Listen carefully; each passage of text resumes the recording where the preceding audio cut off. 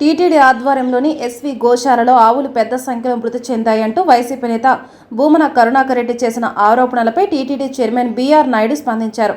భూమన చెబుతున్న దాంట్లో నిజం లేదని స్పష్టం చేశారు. టీటీడీ మాజీ చైర్మన్ భూమన కరుణాకర్ రెడ్డి అవాస్తవాలు, కల్పిత ఆరోపణలు చేయడం అత్యంత విషాదకరమని పేర్కొన్నారు. టీటీడీ ట్రస్ట్ ఎంతో అంకిత భావంతో పుణ్య కార్యక్రమాలు చేపడుతుంటే కంటగింపుతో ఈ తరహా చర్యలకు దిగడం బాధాకరమని బీఆర్ నాయుడు తెలిపారు. గోమాతకు హిందూ ధర్మంలో ఉన్న ప్రాధాన్యత అంత ఇంత కాదని, వేదకాలం నుంచే గోమాతను దేవతలతో సమానంగా పూజిస్తూ వస్తున్నామని వివరించారు.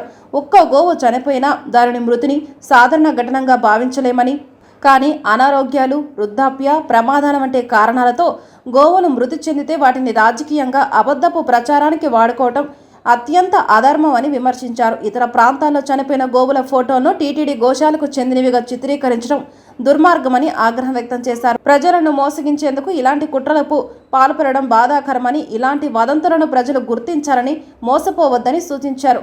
గోసేవ అంటేనే గోదేవి సేవ. ఇంతటి పవిత్రమైన సేవపై రాజకీయ లబ్ధి కోసం బురద చల్లే ప్రయత్నాలను భక్తులందరూ తిరస్కరించాలని బీఆర్ నాయుడు పిలుపునిచ్చారు.